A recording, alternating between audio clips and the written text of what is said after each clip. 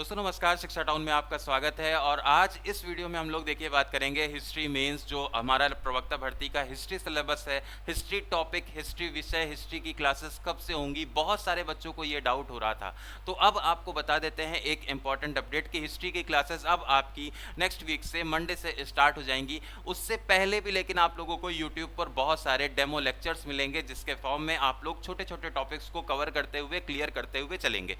आज अभी वर्तमान में इस क्लास में हम लोग यहाँ पर डिस्कस करेंगे, इस वीडियो में हम लोग डिस्कस करेंगे, एक कंप्लीट टूर करेंगे हम लोग हिस्ट्री के पूरे इस दुनिया का, कि इसमें हम लोगों को क्या क्या पढ़ना है, किस तरीके से पढ़ना है, कौन कौन क्या क्या पढ़ाएगा और कैसे आपकी इफेक्टिव तैयारी होगी। देखिए पूरा का पूरा जो सेगमेंट है हमारा वो 5 भागों में डिवाइडेड है। पहला आ जाता है एंशिएंट हिस्ट्री का भाग, दूसरा हो जाता है मेडिवल हिस्ट्री, तीसरा हो जाता है मॉडर्न हिस्ट्री, चौथा हो जाता है आपका वर्ल्ड हिस्ट्री का पार्ट, और पांचवा जो भाग आ जाता है वो उत्तराखंड हिस्ट्री का भाग हो जाता है। ठीक है, उत्तराखंड हिस्ट्री का भाग हो जाएगा। उसके बाद देखिए अब पांचों जो सेगमेंट है इनको डिवीजन कर देंगे हम लोग। अगर एंशिएंट हिस्ट्री का भाग देखेंगे तो वो आपको सुमित सर पढ़ाने वाले हैं। एंशिएंट हिस्ट्री सुमित सर के द्वारा पढ़ाया जाएगा, मेडिवल और मॉडर्न मेरे द्वारा आपको पढ़ाया जाएगा, और उत्तराखंड हिस्ट्री और साथ साथ में आपका वर्ल्ड हिस्ट्री जो है वो अभिषेक सर के द्वारा आपको पढ़ाया जाएगा। क्लासेस आप लोगों की एक के बाद एक मंडे से रेगुलर तरीके से चलने लगेंगी। और अब आप लोगों को यूट्यूब पर भी हिस्ट्री से रिलेटेड इस वीक में बहुत सारे डेमो लेक्चर्स देखने को मिलेंगे,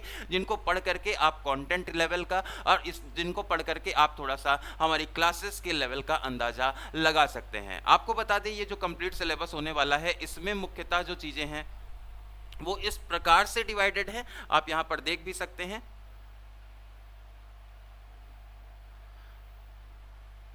यहाँ पर आप देख सकते हैं कि भाई ये जो पूरा का पूरा सिलेबस है वो प्राचीन भारत, अलग अलग बिल्कुल डिटेल में एक एक पॉइंट को, अगर आप क्लासेस भी देखेंगे ना तो वहाँ पर एक एक पॉइंट यहाँ पर मेंशन रहेगा। हम लोग बात कर रहे होंगे पर्टिकुलर जो पॉइंट हमारा मेंशनड है। जैसे यहाँ पर आप देख सकते हैं प्राचीन भारत के जानने के स्रोत लिखे हुए हैं। पुरातात्विक स्रोत से शुरुआत होती है, पूरा लेख शास्त्र हो जाता है, मुद्रा शास्त्र हो जाता है, साहित्यिक स्रोत यात्रा हो जाती है। इस तरह की सारी चीजें यहाँ पर मेंशनड है।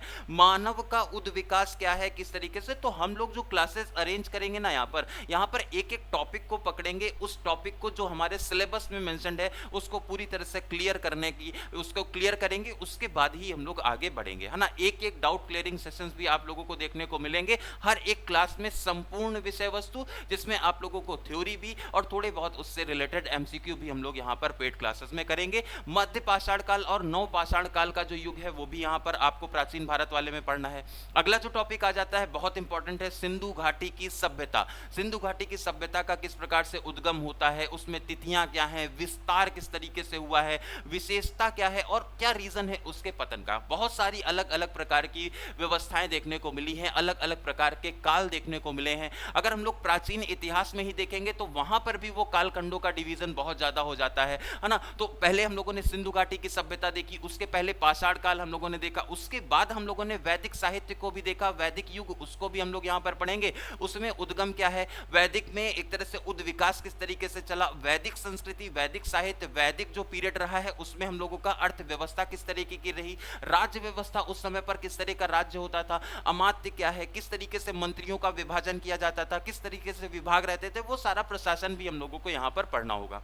आगे बढ़ते हुए वैदिक के काल के बाद में अगला जो हमारा सेगमेंट, अगला जो सेक्शन, अगला जो फेज आता है वो हमारा महाजनपद काल आता है। महाजनपद को भी हम लोगों को अच्छे से समझना होता है, पढ़ना होता है और सीखना होता है। मगध साम्राज्य का अभ्युदय किस तरीके से हुआ, मगध किस तरह से एक सुप्रीम पावर बन करके आया, वो केंद्र का विषय बन गया, वो किस तरीके से हुआ उसको भी हमें पढ़ना होगा। नवीन धर्म, अब देखिए जैन और बुद्ध धर्म भी यहाँ पर देखने को मिलते हैं, धीरे धीरे उनका भी उद्गमन होता है, वो भी धीरे धीरे यहाँ पर पैदा होते हैं और पूरे समाज को वो कंट्रोल करने की कोशिश शुरुआती दौर में करते हैं। उसके बाद में बहुत सारी ऐसी चीजें जिसकी वजह से बौद्ध धर्म और जैन धर्म का अस्तित्व थोड़ा सा कम भी होता हुआ दिखाई पड़ता है। विदेशी आक्रमण भारत में शुरू होते हैं, ईरानी आक्रमण, मकदूनिया के प्रभाव के माध्यम से भारत में बहुत सारी चेंजेस देखने को मिलेंगे। उसके बाद में एक बहुत बड़ा सा एंटायर पैन इंडिया साम्राज्य बनकर के तैयार होता है, जिसे हम लोग मौर्य साम्राज्य कहते हैं। वो मौर्य साम्राज्य किस तरीके से काम कर रहा है, अशोक हो गए, बिंदुसार हो गए, है ना, अशोक के बहुत सारे धम्म हो गए, किस तरीके से सारी चीजें अरेंज हैं ये आपको बताया जाएगा। और ये कंप्लीट जो एंशिएंट हिस्ट्री का पार्ट है ये जो एंशिएंट हिस्ट्री का जो भाग रहेगा वो आपको सुमित सर के द्वारा बताया जाएगा। उसके बाद में मौर्य के बाद में मौर्योत्तर काल कहते हैं, लेटर मौर्यंस कहते हैं, उनको भी हम लोग समझेंगे। उसमें छोटे छोटे इंपॉर्टेंट शासकों को भी पढ़ेंगे, कला साहित्य स्थापत्य ये सारी चीजों को हम लोग यहाँ पर पढ़ रहे होंगे। गुप्त साम्राज्य की बात करेंगे अगर, उसके बाद मौर्य के बाद में अगला जो पीरियड बनता है वो गुप्त साम्राज्य। बहुत सारे लोगों को तो ये हायरार्की ही याद नहीं रहती, मौर्य आएंगे फिर गुप्त आएंगे। गुप्त साम्राज्य में चंद्रगुप्त मौर्य का नाम आ जाता है, विक्रमादित्य, है ना। इसके अलावा आप लोगों को श्रीगुप्त का नाम याद रखना होता है। अलग अलग प्रकार के शासक इसमें आते हैं, अलग अलग प्रकार की अपनी विशेषताओं को लेकर के। उसके बाद में आगे बढ़ते हुए हम लोग पहुंचते हैं कहां पर, हम लोग नालंदा, विक्रमशिला, ये कुछ ऐसी यूनिवर्सिटीज हैं जो कि केंद्र रही थी, शिक्षा के केंद्र रही थी उस समय पर, जब भारत के पास में, भारत को सोने की चिड़िया कहा जाता था। एक सोने की चिड़िया इस वजह से भी कहा जाता था क्योंकि बहुत ज्यादा समृद्धि भारत को मिली थी जब हमारे यहाँ मौर्य काल और गुप्त वंश चल रहे थे, है ना। उसके बाद में आगे चल करके वकाटक, इसके बाद में कल्याणी, चालुक्य, चोल, है ना। इसके अलावा होसल, पांडे, बहुत सारे अन्य भी वंश आए जो कि प्राचीन भारत के प्रमुख वंश हैं, जिनके बारे में हमें पढ़ना होता है, जिनसे क्वेश्चन हमारे एग्जामिनेशन में पूछे जाते हैं और जो हमारे लिए बहुत ज्यादा उपयोगी सिद्ध भी होते हैं, है ना। तो एक एक पॉइंट को सिलेबस में जैसे जैसे जो जो लिखा हुआ है उसी तरीके से हम लोग इसको लेकर के चलेंगे और एक एक पॉइंट को क्लियर करते हुए चलेंगे, ठीक है। तो कुल मिलाकर के जो ये हमारा एंशिएंट हिस्ट्री वाला पार्ट है ना, मोहम्मद गजनी या कासिम के आसपास के आप इसको समझ सकते हैं, मुस्लिम आक्रमणकारियों के पहले का जो समय है उसे हम लोग मेडिवल एंशिएंट हिस्ट्री के एक तरह से पीरियड में रखते हैं, लगभग उसको उतना मानते हैं, ठीक है।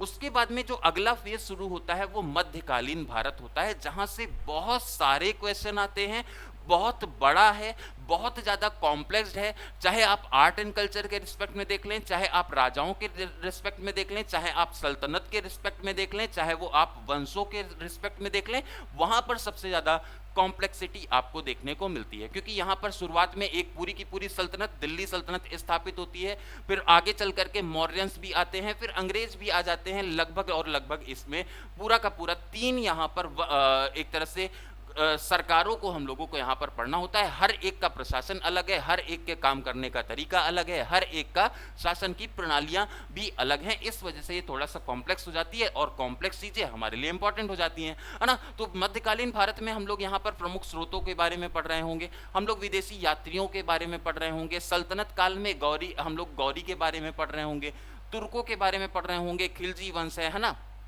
जीके कटसल सबको याद है ना, गुलाम वंश है, खिलजी वंश है, उसके बाद में तुगलक वंश है ना, उसके बाद में सैयद वंश है, फिर लोधी वंश है ना, जीके टसल। इससे हम लोग दिल्ली सल्तनत को पूरी तरह से याद कर लेते हैं। आगे बढ़ते हुए हम लोग पहुंचते हैं कहां पर, हम लोग पहुंचते हैं विजयनगर और बहमनी साम्राज्य, कुछ ऐसे साम्राज्य जो कि साथ साथ में पैरेलली चल रहे थे, उनको भी पढ़ना होता है। फिर मुगलों का आरोहण शुरू हो जाता है, बाबर आते हैं, बाबर से लेकर के औरंगजेब की तक की अलग कहानी है, एक अच्छा खासा। बीच में हुमायूं का जो थोड़ा सा एक तरह से डगमग शासन चलता है।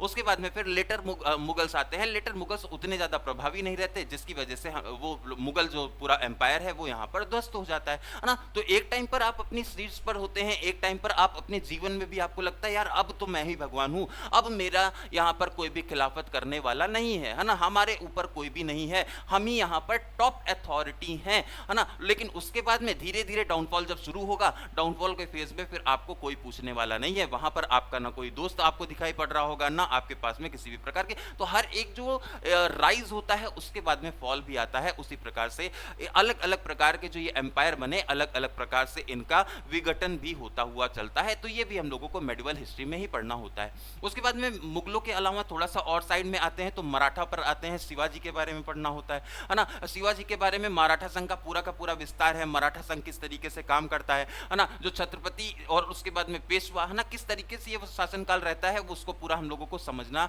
होता है। एक इंट्रोडक्टरी पार्ट हम लोगों को यहाँ पर देखना होता है अपने मेडिवल हिस्ट्री में, और उसके बाद में उसी को और आगे डिटेल में हम लोग मराठा और एंग्लो मराठा जो संघर्ष एक देखते हैं, उसे हम लोग मॉडर्न हिस्ट्री वाले भाग में देखते हैं, है ना। उसके बाद में देखिए अगला जो हमारा सेगमेंट बनता है मेडिवल हिस्ट्री के बाद में मॉडर्न हिस्ट्री का बनता है ना। यहाँ पर भी स्रोत की बात कर रहे होंगे हम लोग, यहाँ पर भी सिक्के इमारतों की बात हम लोग यहाँ पर करेंगे, यहाँ पर यूरोपीय और भारतीय जीवन वृत्त और संस्मरण के बारे में बात कर रहे होंगे, बहुत सारे यात्रियों के बारे में बात कर रहे होंगे, होंगे, यहाँ पर किस तरीके से भूमिका बनी है, सब चीज़ों को देखते हुए चलेंगे। औपनिवेशिक शक्तियों का आगमन और ब्रिटिश साम्राज्य का अभ्युदय किस तरीके से होगा। अब भारत में उपनिवेश बनने वाला है, भारत में कंपनियों का आगमन शुरू हो गया है, भारत में कंपनी किस तरीके से आ रही है, किस तरीके से काम कर रही है, किस तरीके से अपनी सत्ता को स्थापित कर रही है, सारी चीजें देखने को मिलती हैं। ईस्ट इंडिया कंपनी के प्रमुख अगर भारतीय राज्यों का संबंध देखेंगे तो बंगाल हो गया, अवध हो गया, हैदराबाद हो गया, मैसूर हो गया, मराठा हो गया, सिख हो गए, इस तरीके से अलग अलग प्रकार के यहाँ पर राज्य भी रहेंगे। और ईस्ट इंडिया कंपनी सब में जाकर के अपना आधिपत्य स्थापित करने की कोशिश करेगी, सबको अपने कब्जे में करने की कोशिश करेगी। सहायक संधि हो गई, दूसरी तरफ व्यक्तिगत का सिद्धांत हो गया, इसके माध्यम से बहुत सारे राज्यों को अपने अंदर शामिल करने की कोशिश करेगी। कैसे पॉसिबल हो पाएगा? ये तभी पॉसिबल हो पाएगा जब ये जितने भी ये राज्य हैं, चाहे अवध है, चाहे वो हैदराबाद है, चाहे मैसूर है, चाहे वो मराठा है, सारे के सारे जो राज्य हैं वो कैसे हैं, वो सारे के सारे जो राज्य हैं वो कमजोर हैं, कहीं ना कहीं कुछ ना कुछ लूप होल, कहीं ना कहीं प्रशासन में कोई सुदृढ़ीकरण नहीं है। जहां पर सुदृढ़ीकरण, जैसे पहली बार जो नजर अंग्रेजों की टिकती है ना, वो बंगाल प्रांत पर टिकती है। क्यों? क्योंकि बंगाल प्रांत पहला प्रांत रहता है जो कि मुगल साम्राज्य से अलग हो जाता है मुर्शीद कुली खान की अध्यक्षता में, है ना। उसके बाद में फिर वो अलग हो गया तो मतलब कमजोर हो गया, है ना। जैसे 5 भाई हैं, पांचों अलग अलग काम कर रहे हैं तो ये सारे कमजोर हैं, लेकिन अगर यही साथ में मिलकर के काम कर रहे हैं तो फिर उनकी ताकत का कोई भी अंदाजा नहीं लगा सकता और उनको भी कोई तोड़ नहीं सकता। तो वो चीज वहां पर नहीं हो पाई, इसी वजह से बंगाल से शुरुआत होती है, आगे चल करके वो अवध, हैदराबाद, मैसूर, सिख, धीरे धीरे मराठा, है ना, सारी चीजें यहां पर होती हैं और सारे फिर उसके बाद में आधिपत्य स्थापित होता है ईस्ट इंडिया कंपनी का। ठीक है, ईस्ट इंडिया कंपनी का। ब्रिटिश काल में जो सबसे ज्यादा हानि होती है वो अर्थव्यवस्था की हानि होती है, उसको भी हम लोग समझते हैं। मौद्रिक नीतियां किस तरह से चलती हैं, औद्योगिक नीतियां किस तरह से चलती हैं, किस तरह से ये आकर के भारत में व्यापार करते हैं और बहुत सक्सेसफुल एक बिजनेस यहां पर भारत में ये सेटल कर पाते हैं। वो कैसे होगा, वो किस तरह की प्रक्रिया रहेगी, उसको हम लोगों को डिटेल में समझना होगा। एक एक टॉपिक हमारा डिटेल में चलेगा, है ना। आप लोगों को यहां पर थोड़ा सा हिस्टोरिकल, कहते हैं ना रीडिंग बिटवीन द लाइंस, तो रीडिंग बिटवीन द लाइंस यहां पर आपको करनी होगी, ये आप ध्यान में रखें। ईसाई धर्म, है ना, ईसाई धर्म यहां पर भारतीय समाज है, ईसाई धर्म है, शिक्षा है, स्वास्थ्य है, तो सामाजिक आधार पर जो चीजें हैं उन्हें भी आपको लेकर के चलना होता है। भारतीय पुनर्जागरण है, प्रिंटिंग प्रेस है, 1857 की क्रांति है ना, ये सारे आधुनिक के ऐसे कुछ ऐसे चरण हैं जो कि बहुत ज्यादा महत्वपूर्ण है और यहां से बहुत सारे महत्वपूर्ण क्वेश्चन भी बनते हैं। 1857 के बाद में आपको जो अगला नाम याद रखना होता है वामपंथी दल है ना, इसके अलावा कांग्रेस हो जाता है, गांधी है, गांधीवादी मैदान है, गांधी है, गांधीवादी मैदान है, दलित समाज है, हिंद आजाद हिंद फौज है, सुभाष चंद्र बोस, इस तरह के कुछ मेजर लीडर्स हैं, इनके बारे में भी आपको पढ़ना होता है। भारत में संविधान निर्माण की भी एक प्रक्रिया है, वो भी टॉपिक यहां पर दिया गया है ना। तो आप किसी भी टॉपिक को, किसी भी पॉइंट को आप छोड़ करके नहीं चल सकते, सबको इंक्लूड करते हुए चलना है ना। तो हम लोगों ने यहाँ पर देखिए क्या क्या डिस्कस कर लिया। एंशिएंट हिस्ट्री जो आपको सुमित सर पढ़ाएंगे, हम लोगों ने यहाँ पर मॉडर्न हिस्ट्री डिस्कस कर लिया, मेडिवल हिस्ट्री डिस्कस कर लिया जो मेरे द्वारा आपको पढ़ाया जाएगा। और अगला जो चौथा हमारा सेगमेंट बनता है वो उत्तराखंड की इतिहास बनता है जो कि आपको अभिषेक सर पढ़ाएंगे। और जो विश्व इतिहास है जिसमें मुख्यतः जो टॉपिक है प्रारंभिक समाज है, साम्राज्य है, किस तरीके से उसका उद्गमन होता है, वो सारी चीजें आपको अभिषेक सर के द्वारा वर्ल्ड हिस्ट्री के लिए आपको अभिषेक सर के द्वारा गाइड किया जाएगा। एक एक टॉपिक को अच्छे से, फ्रांसीसी क्रांति चाहे हो गई, चाहे वो रूसी क्रांति हो गई, चाहे वो फांसीवाद हो गया, चाहे वो नाजीवाद हो गया, चाहे वो महामंदी हो गई, न्यू डील हो गई, है ना, आधुनिकीकरण की ओर किस तरीके से चल रहे हैं, सब कुछ आपको यहाँ पर अभिषेक सर के द्वारा, वर्ल्ड हिस्ट्री वाला टॉपिक अभिषेक सर, यूके हिस्ट्री वाला टॉपिक अभिषेक सर, मेडिवल और मॉडर्न मेरे द्वारा, और इसके अलावा एंशिएंट हिस्ट्री आपको सुमित सर के द्वारा आपको कंप्लीट पैकेज मिलेगा। और बहुत ही जल्दी इस कोर्स को हम लोग खत्म कर लेंगे पूरा का पूरा, क्योंकि 3 लोग यहाँ पर मिल करके काम करेंगे। आपकी यहाँ पर जो क्वालिटी है वो किसी भी प्रकार से कॉम्प्रोमाइज नहीं होने पाएगी। और किसी भी प्रकार का कोई भी अगर आपको डाउट होता है ना, तो आप हमारे साथ में उसे शेयर कर सकते हैं। किसी भी प्रकार का कोई भी डाउट हो